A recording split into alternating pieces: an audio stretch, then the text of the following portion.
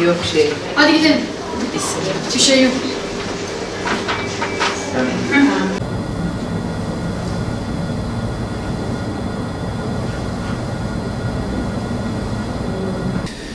Bir kişi karda ya da buzda düştüğü zaman aslında en önemli şeylerden bir tanesi yakınlarındaki bir kişinin ona yardım etmesi.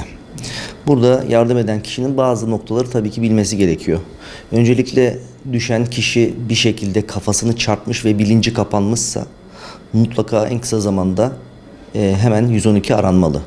Ve bu esnada da yardım eden kişinin yaralının hava yolunun açık olup olmadığı, nefes alıp verip vermediği mutlaka kontrol edilmeli ve ilk yardım bilgisi varsa CPR olarak tabir ettiğimiz şeye başlaması lazım. En azından dolaşımı devam ettirebilmesi için. Nadir olur ama olabilir. Bunun yanında eğer uzuvlarında, ekstremitelerinde herhangi bir sorun varsa tabii ki bunları dışarıdan gözle kontrol edilmeli. Herhangi bir şekilde işte şişme, kanama vesaire gibi bir şey varsa bunlar gözle tespit edildikten sonra kanamalar basit bir şekilde üzerine direkt tampon yapılarak, baskı yapılarak kanamanın o şekilde kontrol altına alınması lazım o anda. Yani bir turnike uygulaması doğru bir davranış değil. Kanayan noktaya baskı uygulayarak kanamanın kontrol altına alınması lazım. Tabii bu esnada mutlaka kendisinin ya da başka birisinin mutlaka 112 haber vermesi gerekiyor.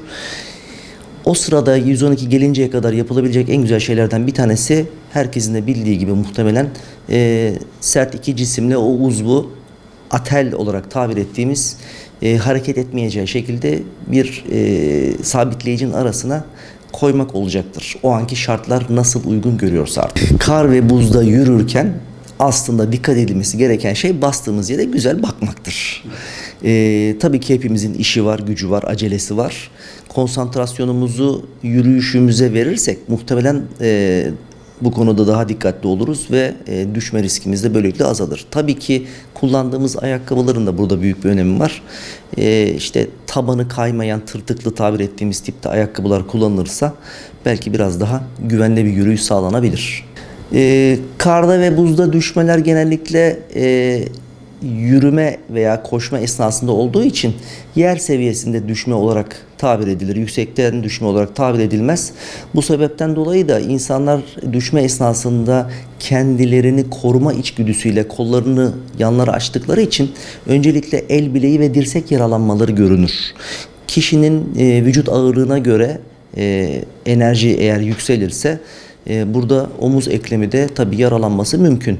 Dengesini sağlayamadığında ise işte kafasını yere çarptığında da kafa travması tabii ki görülebilir nadir de olsa. En fazla risk yaşlılarda. Tedavisi oldukça zor. Zaten zor demeyeyim de biraz daha zahmetli, hasta için zahmetli. Çünkü işte hem metabolizmasının yavaşlamış olması hem yaşlılık osteoporozu nedeniyle kemik kalitesinin düşmesi ve kırıkların daha kolay gelişmesi ve tedavi esnasında da vücudun yeterli enerji seviyesinin yaşlılık nedeniyle tam olmaması nedeniyle tedavinin uzamasından dolayı biraz daha o hastalar için zor. Çocuklar için ise yaralanmaları daha çeşitli olabilmekte ama çocukların iyileşme potansiyelleri iyi olduğu için onların tedavileri biraz daha kolay. Buzda düşen bir kişi eğer yalnız başınaysa bilinci tabii açıksa hani en azından yüksek bir sesle seslenip etrafındakileri yanına çağırması lazım öncelikle ve sonra kendisinin herhangi bir yerinde belirgin bir ağrısı olup olmadığını bakıp oraya gözüyle bir bakması lazım. Bir şekil bozukluğu var mı? Kanayan bir noktası var mı? Öncelikle ona bakması lazım. Çünkü yalnızsa ve kendisi bir ilk yardım ekibini çağırması gerekiyorsa bu bilgileri kendisi vermesi gerekebilir. Düşerken neye dikkat edeceğiz? Tabii ki bu o esnada saniyeler hatta saniyenin daha kısa bir zamanında tabii ki zor karar verilebilecek bir şey ama öncelikle şunu söylemek lazım.